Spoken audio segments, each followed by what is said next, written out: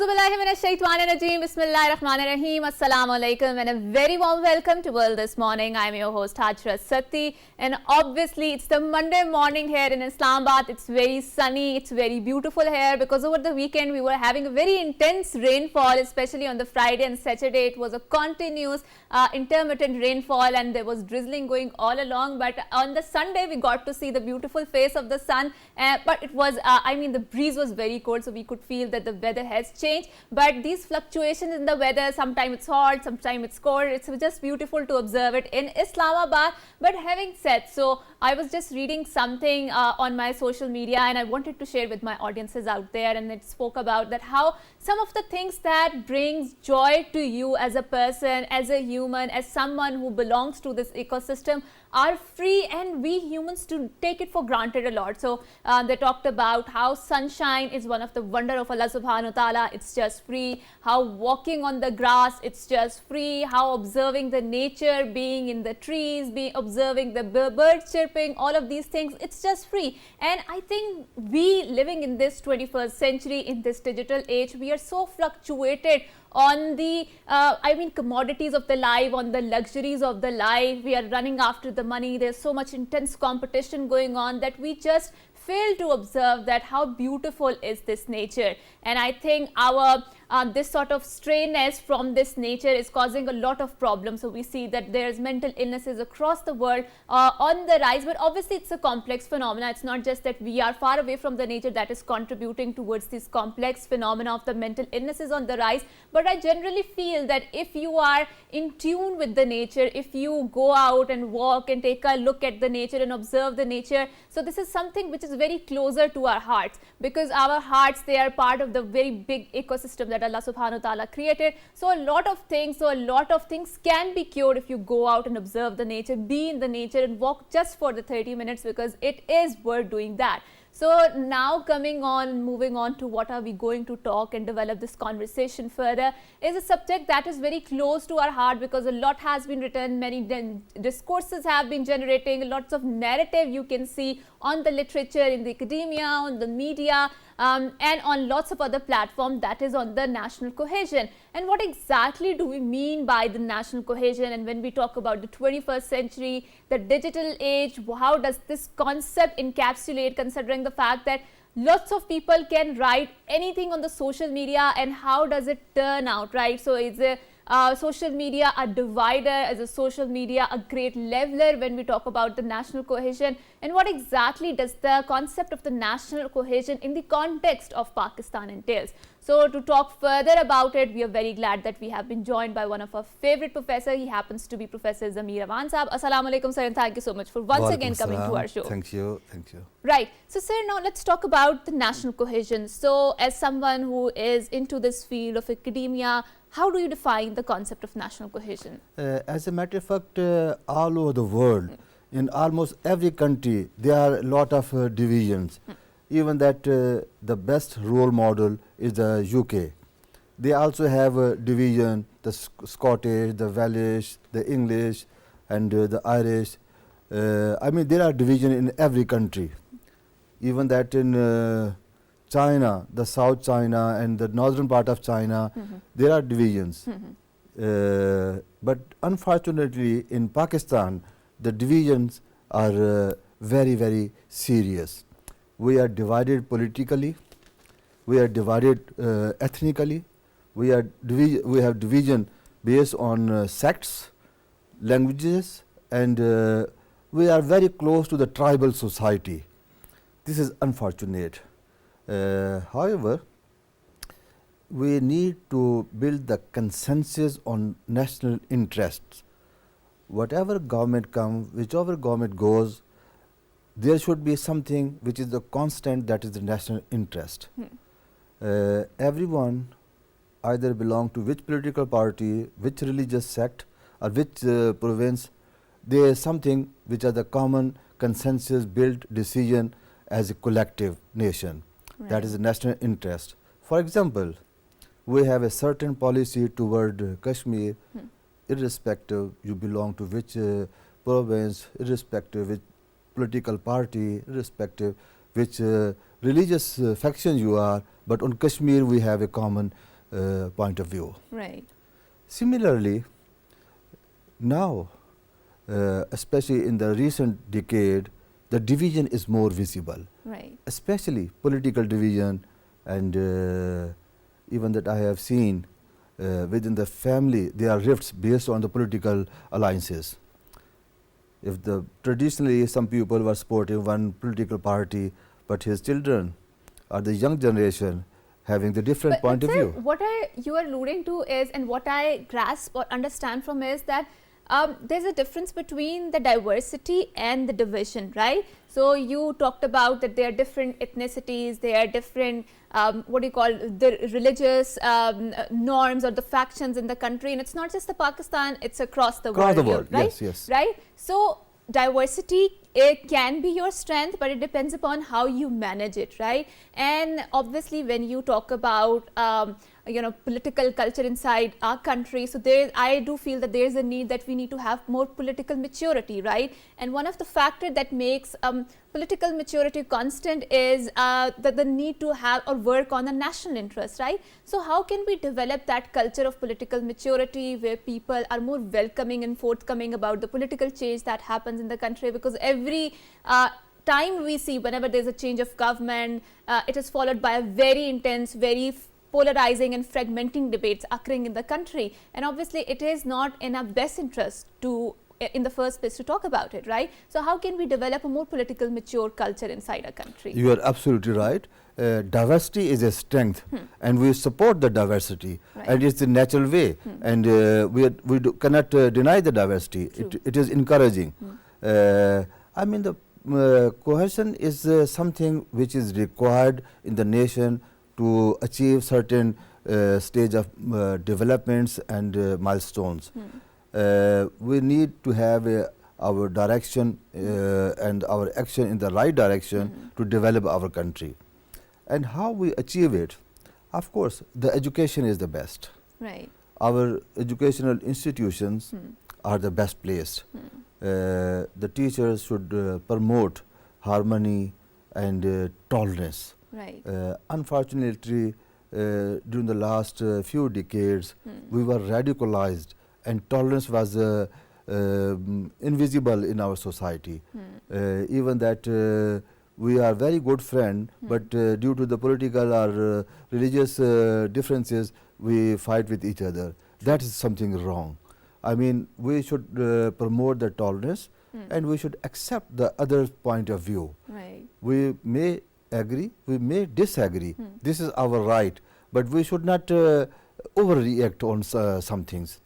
And of course, our religious scholars, especially the Imam Masjid, especially on the Friday khutbah, we should promote harmony, tolerance, and respect to the others. Right. And also now, sir, let's discuss the role of social media in promoting the national cohesion or national harmony, and how does it contribute towards that? So on one hand, we do see that social media has a very polarizing tendency. It has a very fragmenting tendency, and we see that fragmentation, polarization across the world, it's on the rise, right? So like-minded people, they group together, and then they are not willing to listen to other point of view, right? So in English, there's a proverb called birds of feather flock together, right? So social media has created those echo chambers where people are not willing to respect or listen to other point of view. Maybe, in a face-to-face conversations, they may be more considerate about others' point of view, because social media guarantees you that anonymity which is not present in a face-to-face conversations. But on the other hand, we also see that social media is a force for a great mobilization, right? So we've seen, especially in this election, how many people came out to vote. So the voter turnout was very amazing, and one of the reason was because people were aware because of the social media, right? So how do you see the role of social media in national cohesion? Is it a divider? Is it a leveler? And how do we need to tackle the challenges and opportunities arising from the role of social media? As a matter of fact, social media is a tool. It's up to us that how we use this tool. Right. We can use it is for the positive purpose, and we can use for the negative purposes also. The strength of the social media is huge. Of course, if we use it appropriately, we can achieve the national cohesion. Unfortunately, in our mindset, there is always a negative aspect. This need to be changed through education. Right. I mean, by force, no one can change anybody. Especially our youth is very well mature. If you change their mindset, it is very difficult. Right. But through education, gradually, slowly, we might educate them and promote the harmony, tolerance, and acceptance to the different point of view. What I do usually, I give my example, one example. I receive almost several thousand messages every day, but I never ever forward any message without reading. Right, right. Without reading, without full satisfaction, I will never forward to other groups, Right, right. to anybody else. Right, right. I always, Authenticating them before yes, sending. I analyze myself, try to authenticate, and sometimes I agree with this point of view, but I think that by forwarding or making propaganda in this way, if it is not in the national interest, I will avoid it. Right, right. I always try to promote something, the positive aspect, and positive posts I circulate among my friends and my groups, but without seeing and just blindly I don't circulate. So Right. I request all of my colleagues, all of my youth, that whenever they receive a post, they should analyze it. Right. And even that they think this is the right post, then they have to think what will be the impact. Right. If there is any negative impact, they should avoid circulating. True. If there is something positivism, of course they are encouraged. Right, right. But now also when we talk about the national cohesion, when we talk about harmony inside the country, so one of the very, in context of Pakistan, so one of the very important point we need to discuss is, and which promotes the harmony, which promotes national cohesion, is the role of our language, right? So Urdu language, it is the unifying factor, it is sort of a social glue that sticks all of the provinces together. So where do you think as a nation, and what sort of behavior are we rendering towards the national language, which happens to be Urdu, because official language is still English, right? And it has been, I think, over a century that we have failed to produce Iqbals and Ghalibs and all of those literary giants of the Urdu, which promoted progressively towards the development of this language. So what went wrong, and how do we take forward this conversation? We cannot deny the importance of the national language, that is Urdu, Right. but practically the ruling elite, the working class, especially the youth, Yes. they use English. That's true. I mean, most And of social media is in English generally, English so generally, yes, yes, so yes. we use Roman Urdu sometimes. yes, sometimes people use the Roman Urdu, Yes. which I feel very awkward. That's true. Really, I that's feel true. very awkward You- because sometimes you cannot pronounce it in properly when in the True, Roman true. Urdu. That's true. That's true. I think that English is a common language in the working class or the ruling class or the working class. The youth understand it very well, and using English language is nothing harm, but I cannot deny the importance of the Urdu language, Of course. because some of people do not understand English. For them is the only medium of understanding is the Urdu. language, yes. Right. And also now let's discuss also the role of religion, right? Islam, because Islam is also a social glue that is sticking all of the provinces, right? So we claim ourselves that we are Muslims, and then we are, belong from this particular ethnicity, from this particular group, or, provincial, groupings and whatnot, right? So how do you feel Islam has contributed towards, and we are Islamic Republic of Pakistan, it has contributed towards national cohesion, harmony and integration of a country? Islam is our strength, Yes. and 97% population of this country are the Muslims. But unfortunately, we do not understand Islam very well. That's true. And even that, the worst thing is that, the irony is that we do not want to understand Islam. If we just refer to our khutbah Hujjat al-Wida, that the last sermon of Holy Prophet at Hajj, it was very clearly mentioned that no Arabi is better than any Ajami. True, true. Behave your slaves in a better way. Tolerate other people. It was the best human right Declaration. definition. But unfortunately, we ourselves blame ourselves that we do not want to understand Islam in its true spirit. The secondly, we also blame our ulama that instead of making political statements, they should focus on the behavior, understanding of Islam, the true spirit of Islam. I mean, in Islam, we have given the right to our neighbors. Right. We have given the right, irrespective is a Muslim or non-Muslim, the human rights and the neighbor rights and the relationship between society and people to people are very, very important things.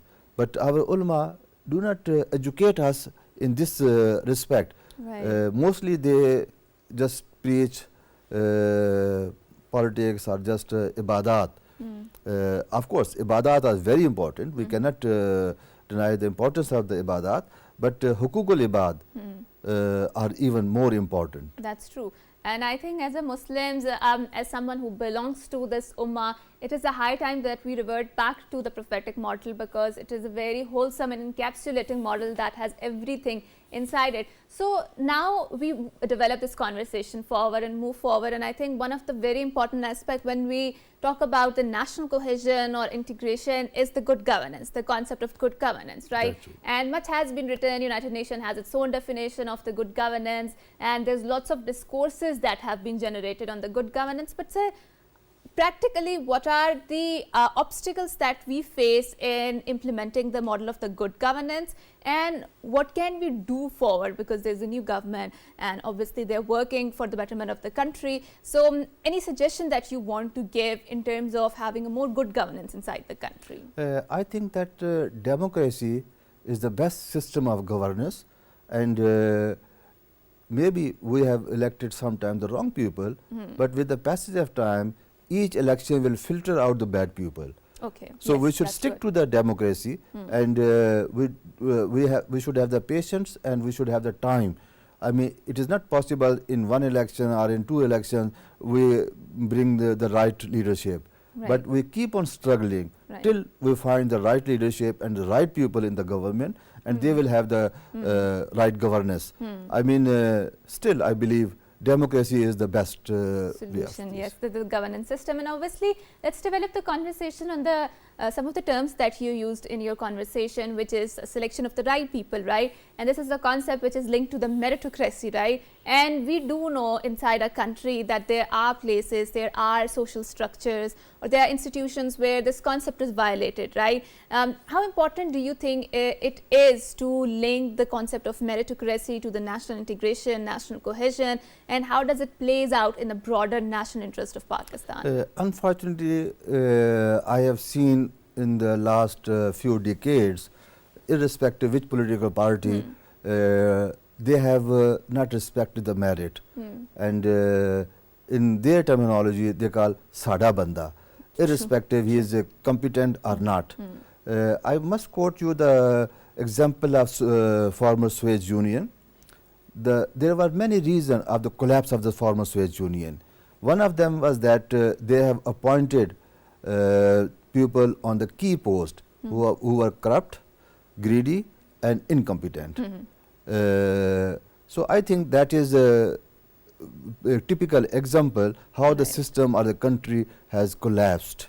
I urge our all governments, all the political leadership, from whichever party they are, they should respect the merit. Right. I mean, instead of sada banda, they should respect the merit. True, true. And I think this is where, when we talk about national integration, this is where we talk about keeping the national interest of the country supreme. This is the first step towards implementing those sort of the concept, and meritocracy shines bright in that entire conception. And I think that is one of the key pillar as defined by United Nations in the concept of the good governance. But thank you so much, sir, for coming here, for having this wonderful conversation surrounding national integration, national cohesion, and how we can have a more prosperous and a brighter country. And obviously, there's always room for the improvement. There's always need for the reform, because we are humans and to err is a man, right? So with that, we are signing off. We are taking a short break, and after we come back, we will have another interesting segment lined up. Don't go anywhere. Good morning.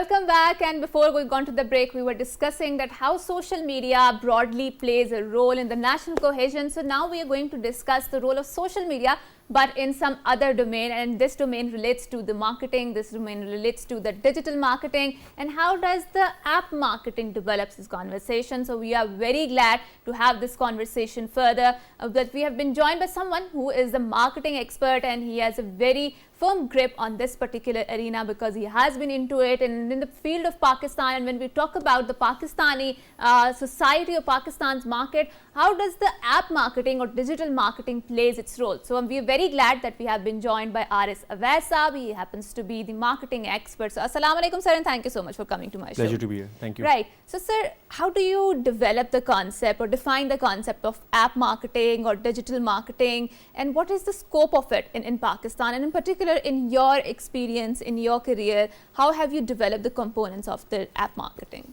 Sure. So Pakistan is a very young population, around 70% of the country is under 30. True, true. And we have about 130 million people who are 3G, 4G subscribers that have access to internet. For context, this is more than the population of Egypt, twice the population of all GCC, 6 GCC countries combined. Right. So this is a huge base.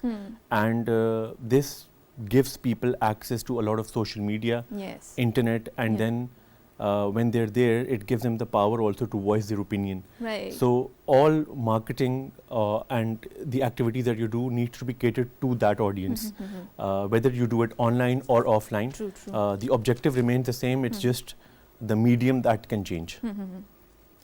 Right. So, sir, we've seen, especially in the marketing strategy, since your consumer is also sort of, it's a prosumer, right? It's also producer and it's also consumer. They have their voice. They're not just the passive consumers of the content that is going on the social media. So how important is it for the companies nowadays or the marketing giants nowadays to listen to their voices? So, for example, if some negative comments props up in the social media, so what is the strategy to tackle it? Because I mean, there are times when sometimes your rivals or your opponents, they might have this campaign to discredit or dislaunch your particular initiatives, right? But then there are genuine concerns, genuine grievances. How do you deal with that?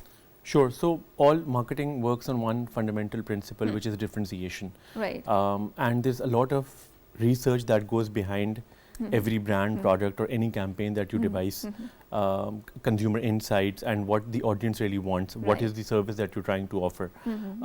And then as a brand or as a company, you try to deliver on that promise day in and day out. Right. It can happen sometimes that you're not delivering on that promise some days, but you get up again and keep trying and do that again. But your question of negative comments on social media, I think what we were speaking about in the beginning, that when people have this option and so many avenues to voice their opinion, it's fine. People can do that, and sometimes it works for you, sometimes it doesn't work for you. So it's okay. Yeah. So you need to tweak your strategy and see which is working, which is not working. But so nowadays, especially in this digital era, in this age, we see that you're everywhere. There's so much.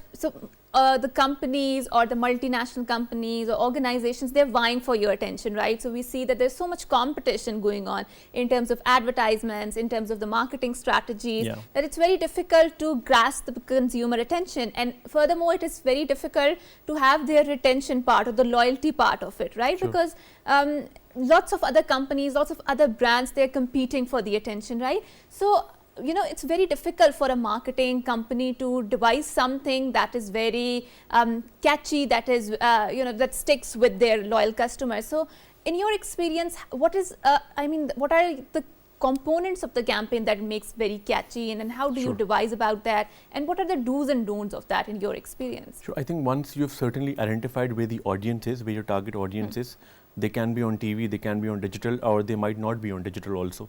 And then you address them through that. So like there's a recent trend in Pakistan, let's say the current PSL is happening or the World Cup was happening. A lot of people now watch it on streaming apps versus TV.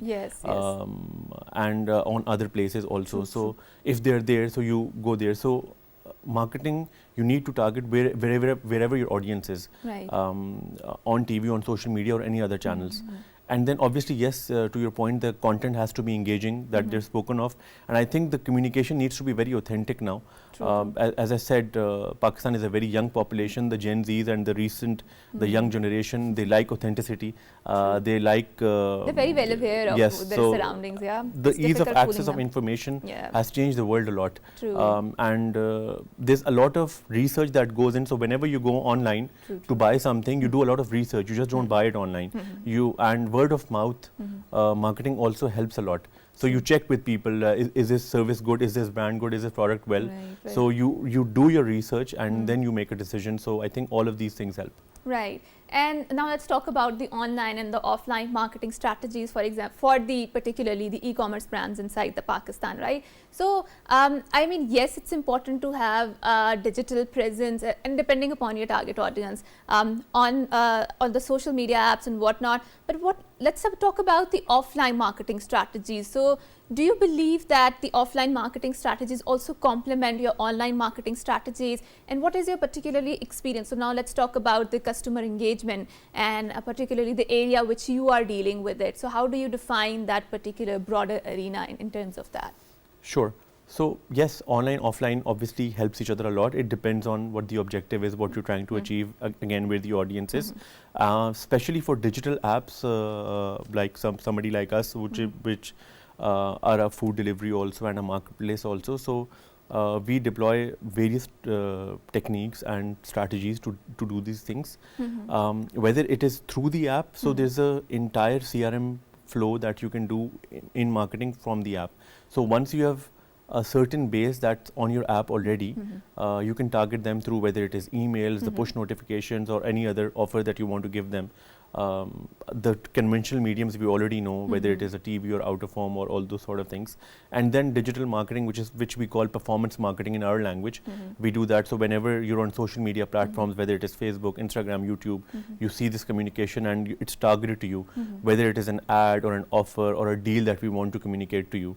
So all of these things combine help a lot. So we've also seen that, especially when we talk about marketing, when we talk about advertising, that particularly in Pakistan, so they're sticking the corporations or the multinational corporation or the organizations, they're sticking to very, I would like to say, conventional paradigms of the advertising and marketing. So we've seen that in a more developed or capitalist economies, those concepts have now evolved to incorporate the CSR campaigns in it, right? So they are used as a tool for the marketing.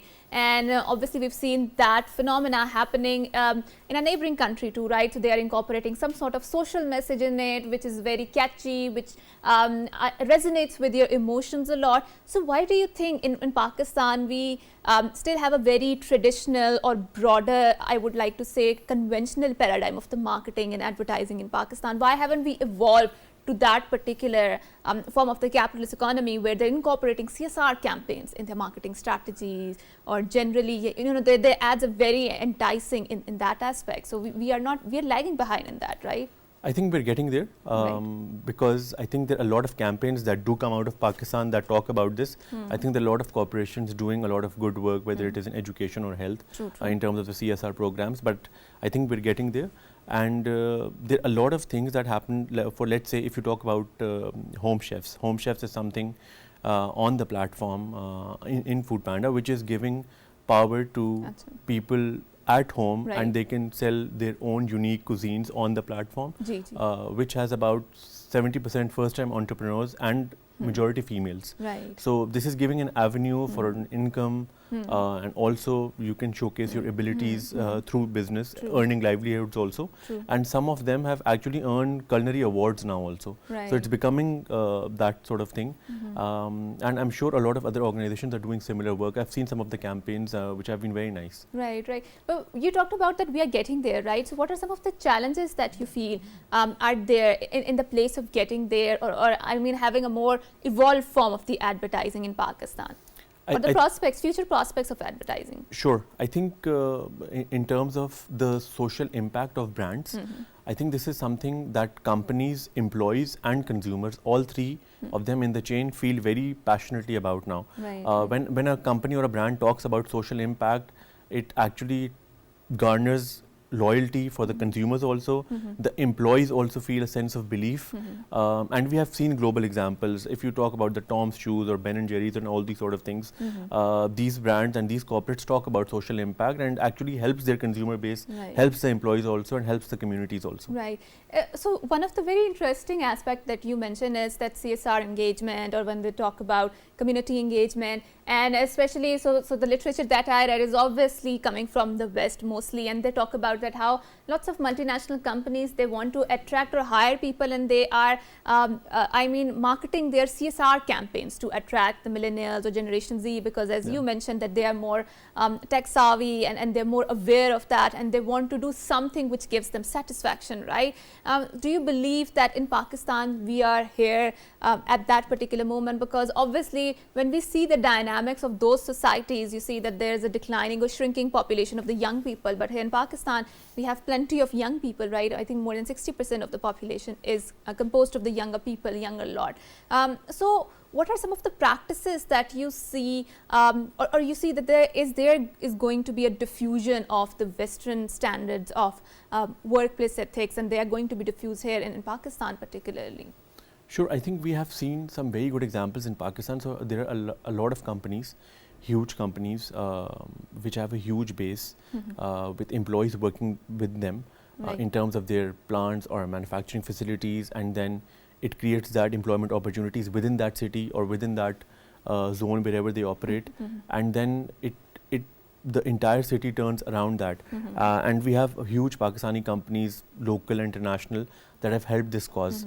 So I think it's also with us also, but maybe to your point that I think if the CSR angle needs to be highlighted more, that I think I agree with you.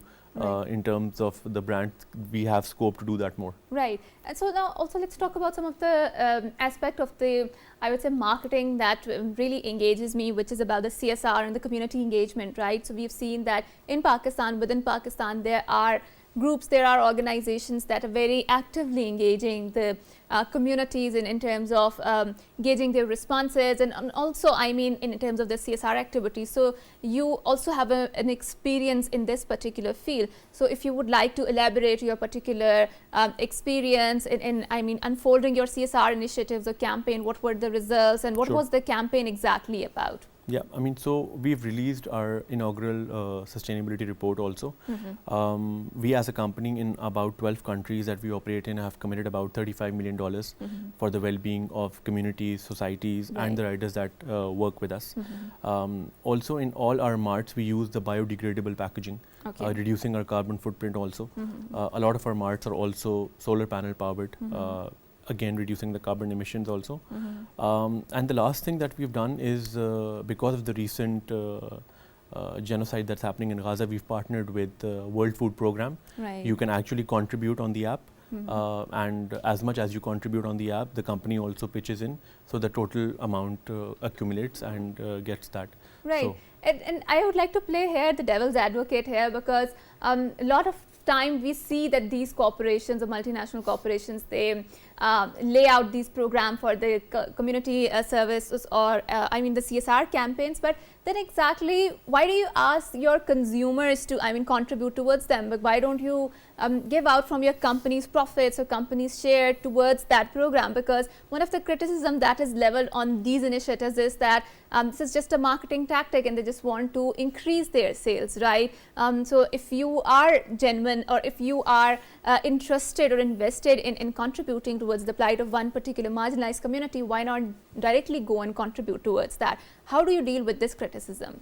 I think companies do that already. They contribute themselves also. And then I think that part where you contribute with the consumer and then is just to increase the pool of money available for disbursement. But I think a lot of companies do that without any contribution from the consumers also.